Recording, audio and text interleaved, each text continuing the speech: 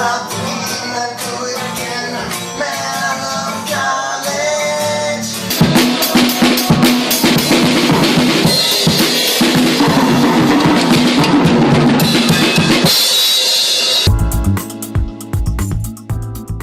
Right. All right, so this is High Society.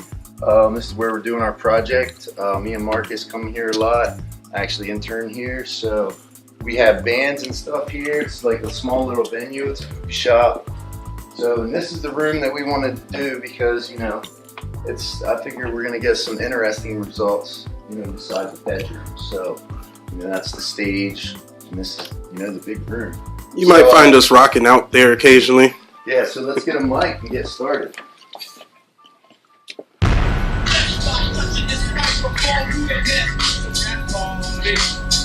Hey, it's a rap party. Hey, what up? It's a rap party. Hey, it's a rap party. Outside is a fucking rap party. What up? What up? It's a rap party. Hey, it's a rap party. First, it's just the worst. This is the only thing like that.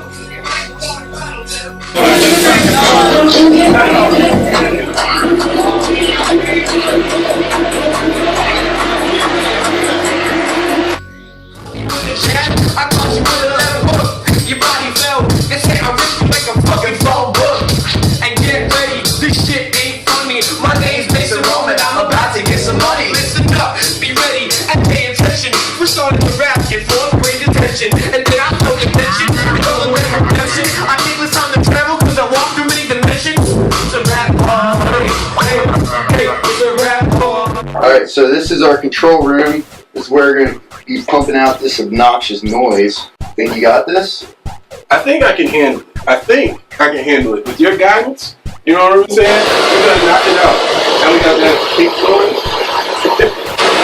And yeah, I'm being camera shy right now. We'll get into it later, but when you hear our room noise, maybe you'll understand why I'm a little disheveled right now. You ready?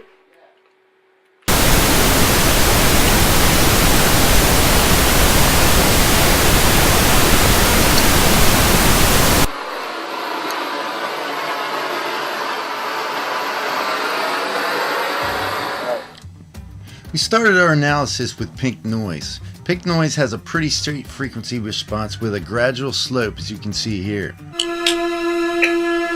what's up with that shit, yo? What's up? What's up? What's up? The room noise is at a steady minus 54 decibels. This right here is our near field. It's right in between the speakers, and they're both pointing right at this same spot. It's going to be the best spot to get the near field. So, and I've been in this place when bands are playing and stuff, and yeah, that's the near field.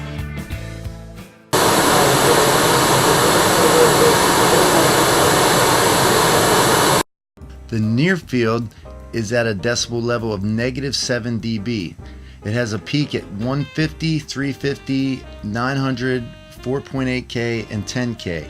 What is interesting is that if you look at the room noise compared to the pink noise, you can see how the room noise shapes the response of the room in the near field. So this would be where it's right in between the reverb field and the near field. So this is called the far field.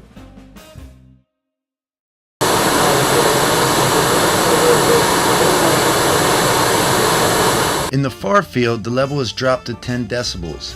The distance from the near field is 4 feet, and if you calculate using the inverse square law, we should have seen a drop of 12 decibels. But being that this is not an open field, the reflections in the room causes constructive interference, and the level only drops 3 decibels. The basic shape is similar to the near field but less pronounced. There are some cancellations in the 325 Hz range as well as 1K and 1.8K. Almost our last one. This is the reverb field.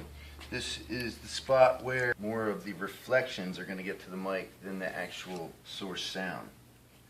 So, and that's called the reverb field.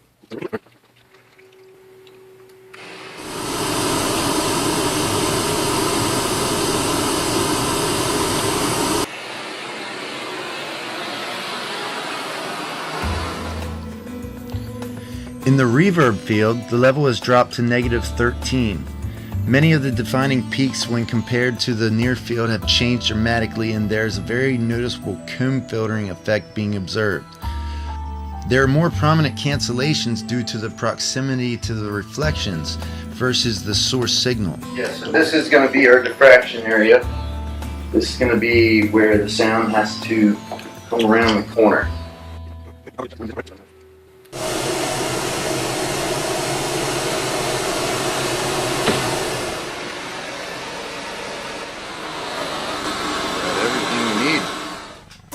The diffraction area is the lowest in volume at -6 dB. The distinction in the highs is much flatter, and there are pronounced peaks in the lows at 150, 350, and 600. I account this to the ability of low frequencies to bend around objects better than high frequencies.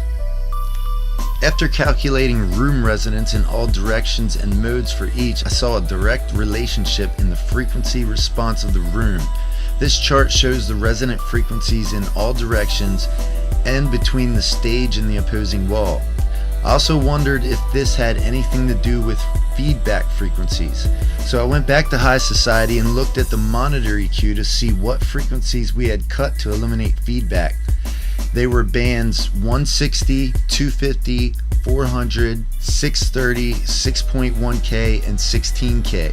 If you compare the room noise peaks, the resonant frequencies of the room and their modes, and the feedback frequencies, you can see some distinct relations between them. The room noise peak 125, the room resonance mode 2 for 18 foot, and the EQ band cut for feedback 160. The room noise peak 300, resonant frequency for 30 foot mode 4, and the EQ band that was cut 250. Room noise peak 640, resonant frequency mode 5 for 30 foot, and the EQ band 630.